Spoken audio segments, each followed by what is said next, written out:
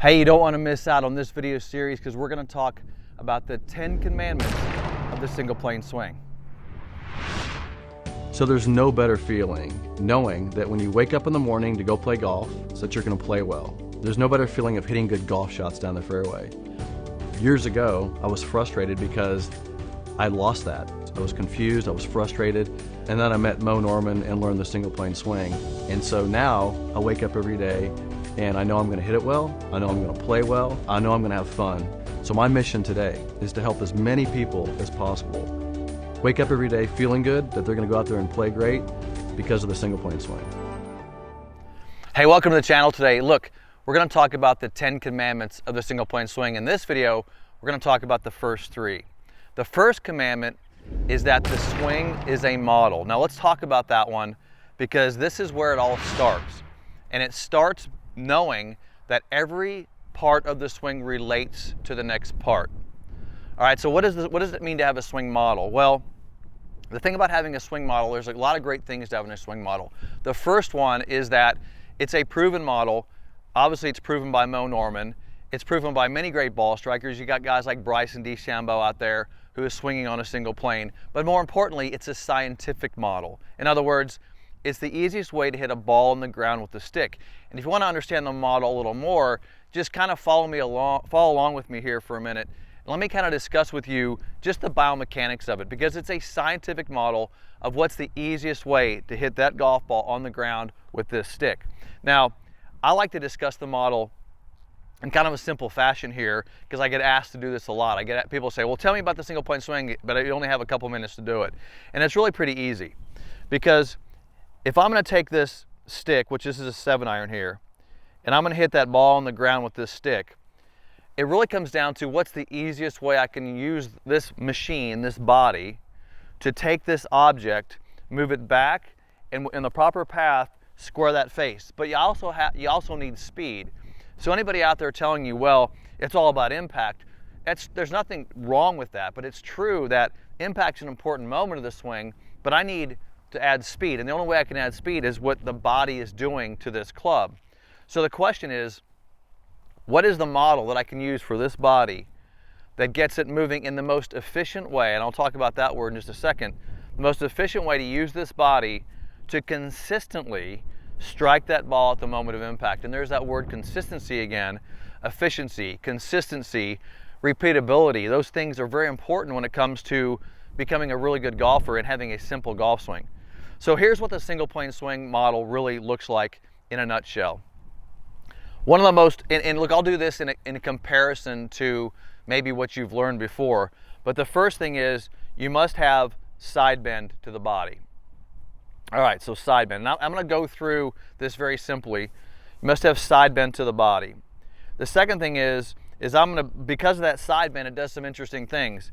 The side bend and forward bend of the body, notice how the shoulder comes up, and I can put this arm in its full range of motion, which puts the back of the hand to the target, which then makes it easy to square the face. But notice how important it is that side bend is important to squaring a club face.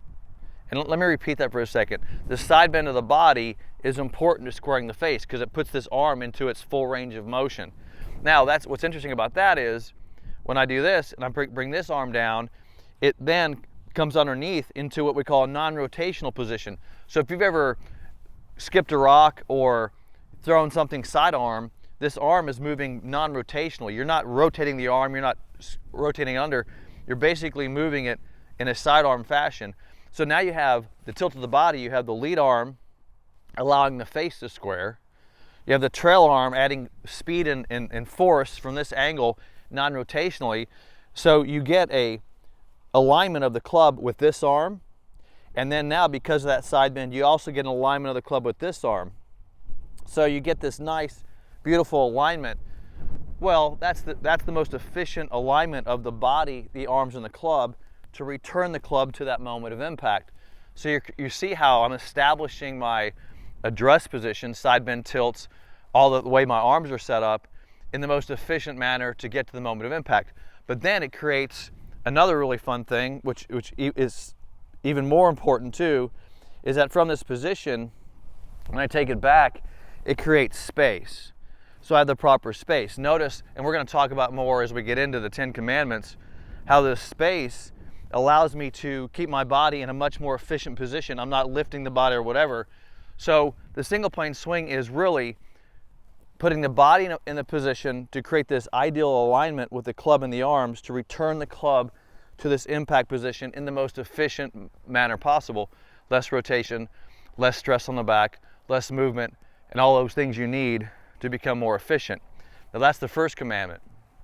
The second commandment is I must learn the swing in the proper order. Now this is an important one. Now this doesn't mean that you have to do this all the time, but when you're learning this, and some of you out there may be learning this swing for the first time, doing it in the proper order is really important. Why? Because you can't sit there and go, well, I don't know if my grip is bad, then I'm going to get this perfect backswing, because the way you set up, the way you place the tilt of the body and the hands on the club affects the way you move into the backswing. For example, if I didn't have this ideal tilt, the club will move to the outside. If I had too much tilt, the club moves to the inside. So your arms are going to compensate for, and your body will compensate for an improper position of the body. So one of the most important commandments of the single plane swing is, now that we have a model, to do it in the proper order, to learn it in the proper order. And we teach this in all of our coaching. Anytime you come to one of our schools and we coach you in this, we teach you how to do this yourself.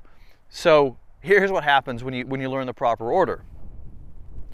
You learn how to deduce your problems as well. So knowing the order of the swing, and I'm going to go through the entire order here, also helps you find out where you're going wrong. It's checkpoints. Now, I'm not saying you got to work on all these positions. I really don't think you need to work on every single position of the swing, but you need to check these positions of the swing, and if they're not correct, there's something happening. Let me give you a quick example.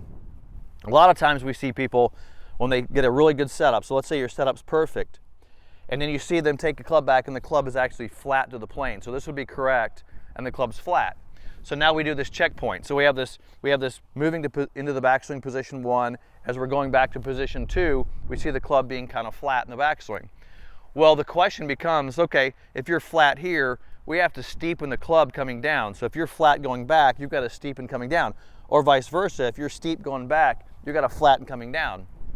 So you'll notice that that's a great checkpoint back here to say, okay, where is the club shaft as you go from this position 1 to position 2? Is it flat? Is it steep? Is it on plane?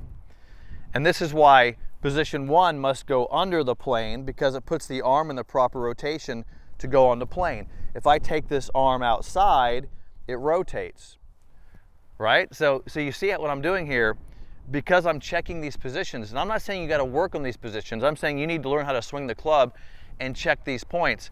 And if at any one of these points the club is not correctly positioned, there's a problem. So for example, if the club's flat in the backswing, here at this point, there's too much rotation in this arm and too much rotation in this arm, so we have to get less rotation of the arm going back. So you can see by checking it, then I get to put the club on plane, and it makes it easier to get to impact. Everything that I'm doing as far as work in the proper order is simplifying the club getting to impact. That's why we have these checkpoints. So that's the commandment number 2, is working in the proper order. Which leads to commandment number 3, thy must measure and get feedback when you practice. So what does that mean? Well, kind of what I just said is that when you're practicing, you got to make sure that this is perfect. Your address and grip position is perfect. You got to make sure that as you're moving into the backswing, check this position, make sure it's perfect. You got to make sure this is perfect and coming down. So I'm checking my positions as I work on my swing or as I practice. Now, one of the ways to get feedback and measure is, notice this tool I have on the ground. This is the alignment and ball position trainer. This is something that's consistently giving feedback. For example, yesterday I came out and I threw a couple balls on the ground. I didn't hit them very good. And then I'm like, the ball position feels weird. And immediately I went back and realized my ball position was too far forward. This is giving us reinforcement feedback that our ball position is good.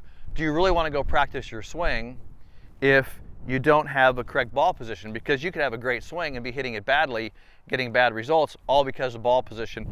So these type of tools, and we have many tools at Graves Golf, that help us get instant feedback while we practice. They're giving us feedback during our practice session. And I'll be happy to put the link to this. We got a right-handed version and a left-handed version in the description of this video. So you make sure that when you're practicing, you never have a problem with your ball position. This is something I use every single practice session. And I make sure, and if it's not in my bag, it's hard for me to practice and get a good solid practice session in. So let's go through those commandments again.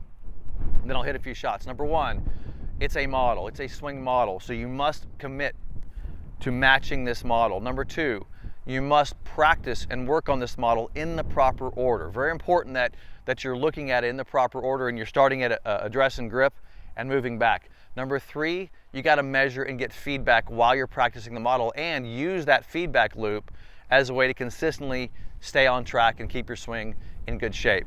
All right, so let's hit a couple shots here. Again, this is 7-iron. Notice my address and grip are perfect. The club is lining up with the lead arm. The club is lining up with the trail arm.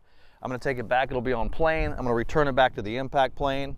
And notice, and we're going to talk more about this in all the commandments, of the importance of some of these positions here.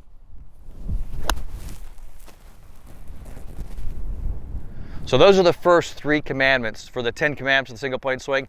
Hey, make sure you click the bell icon, give me a thumbs up, get that notification button, because if you do that, you'll get access to the rest of the commandments of the single plane swing.